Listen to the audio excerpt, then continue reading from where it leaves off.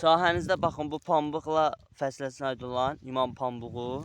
İndi Latınca adını orada qeyd etməyə çalışacağım. Açığı bilmirəm Azərbaycanda bura nə deyirlər. Mən yalancı pambıq deyirəm.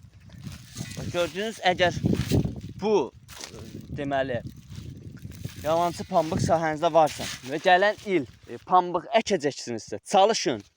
Qoymayın ki, sahənizdə yaysın. Çünki niyə? Düzdür, buna qarşı herbisid var.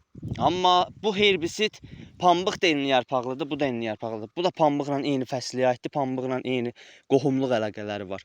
Bu da herbisidə qarşı ifrazat olunan maddəni ifrazat eləyir pambıq da. Yəni bunu öldürəcək kiçik vaxtlarında. Amma pambığınızı da daha çox stresə salacaq. İnkişafınız evləcək. Ona görə vaxtında dətdiniz milkökdür, rahat çıxır. Bəzi milköklərinə gedəndə təbii ki, çətin çıxır. Çıxartdınız, biti çıxdı. Yəni kiçik vaxtda milkök zəif olduğu üçün dartan kimi çıxır. Amma böyüyən zaman bu ağac boyda olur demək olar. Pavloniyaya oxşayır bu, bitib. Videonu bəyənib, pambıq əkənlərlə, ümumiyyətlə fermerlərimizə paylaşmağı unutmayın. Çox sağ olun, var olun.